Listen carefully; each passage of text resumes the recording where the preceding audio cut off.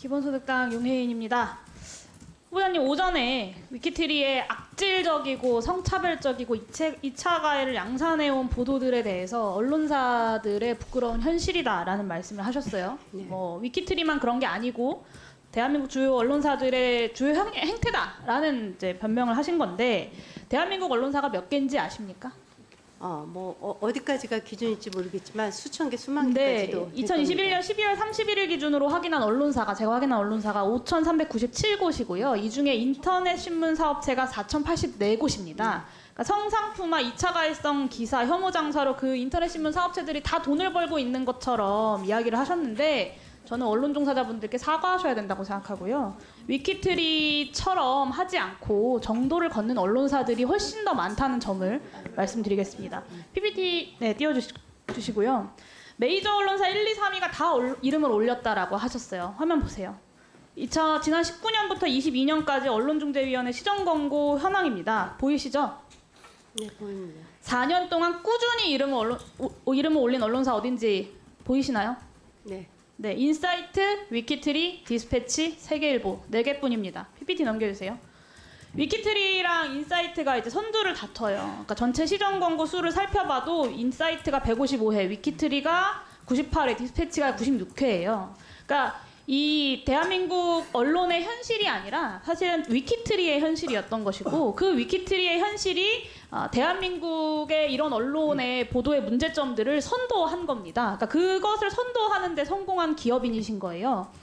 전체 4,804곳 언론사 중에서, 인터넷 언론사 중에서 시정권고 1, 2등을 다퉜던 게 위키트리인데, 이래도 위키트리의 혐오 장사가 대한민국 언론 모두의 현실이고 책임입니까? 답변해 보세요.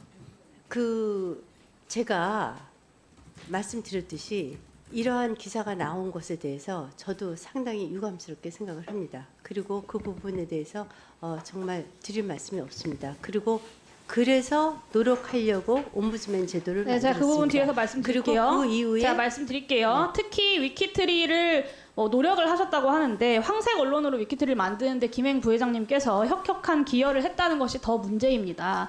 2022년에 숫자가 줄었다, 본인 노력으로 그렇게 됐다라고 말씀하셨는데, 애초에 이렇게 늘어난 게 김행 후보자가 경영을 맡은 이후에 이렇게 늘어난 거예요. 그렇진 않고요. 맞습니다. 보세요. 네. 2017년까지 한 자릿수였던 시정 권고수가 김행 후보자가 경영에 관여했던 2018년부터 두 자릿수로 폭증합니다. 원래는 한 건, 3건, 8건이었거든요, 위키트리가. 근데 14건, 25건, 28건이 됐어요. 그러니까 그리고 시정 권고를 받은 기사들이 하나같이 다 악랄하고 모욕적인 내용들이에요. 그러니까 조회수만 잘 나오면 된다, 돈만 잘 벌면 된다라는 김행 후보자의 경영 철학이 위키트리를 이 모양으로 만든 겁니다. 누누이 얘기하시는 게 폐업 위기에 내몰렸던 기업을 성공시킨 거다라고 말씀하시는데, 그 성공 비결이 이런 악랄한 기사들, 차별 장사, 혐오 장사, 조회수 장사였던 겁니다. 이래도 김행 후보자는 이런 보도를 해결하기 위해서 최선을 다했다라고 말씀하실 건가요? 제 건수에 대해서 말씀드리겠습니다. 저희가 2020년 이후로 직원들이 많이 늘었는데요. 2020년 말고요. 2018년에 네. 김행 부회장이 경영에 오고 나서부터 이렇게 늘어났다는 걸 말씀드린 거예요. 불량률이 아니고요. 그리고 퍼센트가 아니고요. 불량 건수거든요.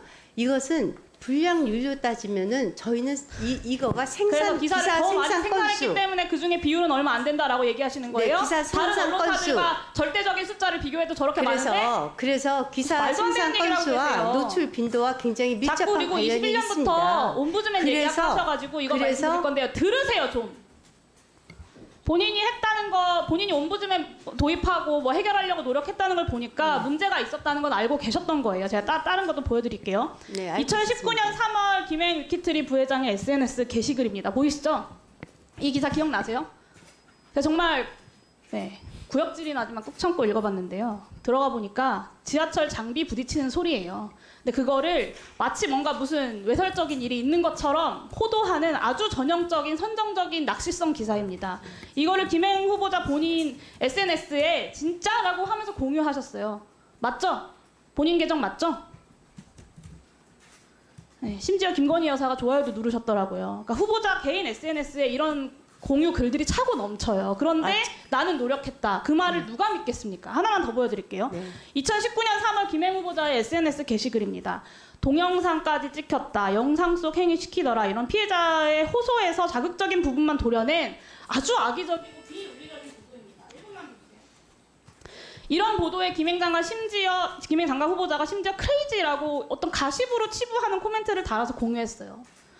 이게 고위공직자의 성접대와 성폭력 사건을 대하는 위키트리 부회장 김행 여성가족부 장관 후보자의 태도입니다. 정말 처참한 인식이고요. 저게 KBS 동영상을 제가 한 거 아닙니까? 그리고 거짓말로 저희 넘어가실 수 있다고 KBS 생각하시는 것 같아서 동영상으로 말씀드리는데요. 김행 후보자가 2018년에 조회수 장사에 눈이 팔려서 이 선정적 언론사를 만든 주범이자 핵심이에요. 그러니까 다른 방면으로 최선을 다하신 건데 네, 모 취업 정보 사이트에서 2018년부터 2023년까지 소셜뉴스에 재직한 직원들의 리뷰를 추천해서 분석한 결과예요. 제가 한 게 아닙니다. 단점의 가장 큰 키워드가 경영진이에요. 조회수 압박이 심해진다. 조회수 실적 낮으면 연봉이 깎인다. 트래픽 기사 공장이다. 자극적 이슈만 찾게 된다. 이런 회사 기조에 대한 운영 기조에 대한 직원들의 호소가 넘쳐납니다. 언론이 보도한 위키트리 내부 증언을 봐도 마찬가지예요. 2018년부터 직접 업무를 통제하면서 조회수 중심의 분위기를 주도했고 트래픽 기준으로 인사를 평가했고 원중위 조정 등의 공적 규제도 제대로 반영하지 않았다라는 증언이 보도에 있습니다. 심지어 오전에 제가 질의하자마자 저희 의원실로 위키트리에서 재직하셨던 분의 전화가 왔어요. 김행 부회장의 말씀에 동의할 수가 없어요. 어떤 기사를 써라 쓰지 말아라까지 부회장님. 저기 요계인 의원님, 이게 마이크가 꺼져서 이렇게 좀 전달돼야 될 중요한 내용들이 있으면 다음에 하시는 게 더 좋을 것 같습니다. 네. 그리고 페이스북 중심의 자극적 보도 전쟁이 시작됐다. 그리고 옴부즈맨도 말이 옴부즈맨이지 사실상 김행 부회장이 임명한 낙하산 인사였다. 이런 얘기를 하셨어요. 이 수십 명, 수백 명 직원의 입을 다 막으실 수가 없어요. 저는 차별과 혐오에 기생한 추악하고 천박한 혐오 장사를 위키트리가 했고 그 중심에 후보자께서 있다라는 말씀을 드리겠습니다. 제가